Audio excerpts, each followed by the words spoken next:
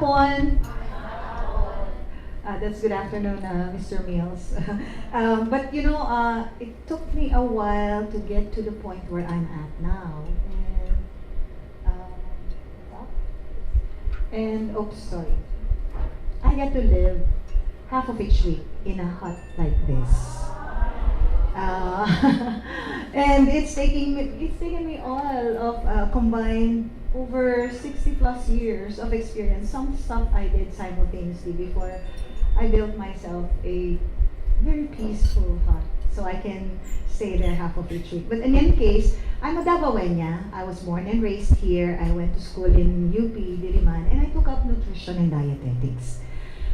It took me quite a while to realize why I took it up. I thought that, you know, back then it was my aunt who worked in a New Jersey-based hospital who was a nutritionist, and, you know, she was kind of like my idol. But in any case, so right after graduation from college, I opened a restaurant for a friend. I worked as an academic researcher for UP in Diliman, and then found myself in the hospitality space also for Puerto Azul for a little bit of time, about 2 years.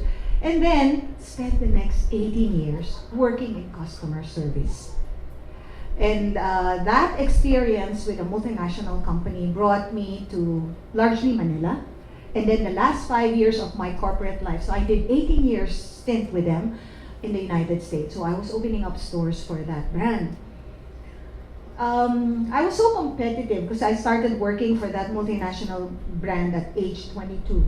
I was so competitive, I felt like, okay, if I can do well in the Philippines, I guess I can do well in other places.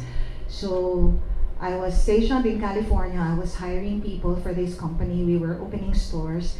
And then I realized, after 5 years of doing that, the work, you can shine in some spaces, but if you actually replicate that in an unfamiliar territory, you may not shine as bright as you think you would. And it was such a humbling experience for me. I was trying to work with as many Filipinos as I could, hiring them in California. But I realized na, you know, when you get uprooted from from your home country, some things change. Maybe shared values are not the same anymore. So that was a humbling experience for me, and that particular exposure really drained me of my energy. So I decided to come back. So after 5 years of being an OFW, I decided to come back. And then I was searching. I said, okay, the easiest thing for me to do was just to go back to the mother company and become a consultant. So I did that for 2 years. I was developing management development programs for that company. But I couldn't resonate with it anymore. But you know, I owe this multinational company a lot.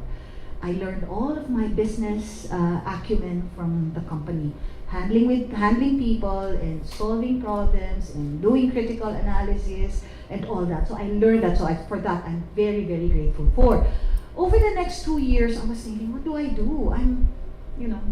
It was so easy to say, I don't want to make people rich out of my skills anymore. I want to make my own. I want to make myself rich. So I staked out the space, and I found IT, BPO. Before coming back from the States, there was a lot of talk about business process outsourcing. So I started attending conferences and all that, and finally decided to buy a franchise from out of Metro Manila, specializing in technical vocational education for BPO. So I opened that school, operated it for 7 years, and then immediately after the first 2 years of operations, I opened up my own BPO. I specialize in non-voice. So Zipit Solutions is the non-voice company. I started out here in Davao, but that decision to work back here in Davao, because I was mostly based in Manila after coming back from the United States, there was a deeper reason. One was I felt it was going to be, I had better chances starting out a business right here in the... Like, I don't know, Margie was saying this tie with her and her father, my ties with my mom was the strongest. And I felt like it was time for me to pay back, spend some time with her, even if it meant taking me out of the nest. My children were all back in Metro Manila. My husband was working from Metro Manila. I decided to come home to Davao. And this was where I started the business because I wanted to spend some time with my mom. So I wanted to try to juggle, setting up my own business and spending time with my mom, which I did. So of the packaging and the labeling and helps me out with product development. And the other son who works part-time as the granola chef if he's not busy editing videos. So, and then of course the biggest support comes from my husband, who has allowed me to explore. I've been through 7 different careers, so to speak, but like I said, I want this to be the last. Farming and living from the produce from the land is what makes me happiest. Thank you.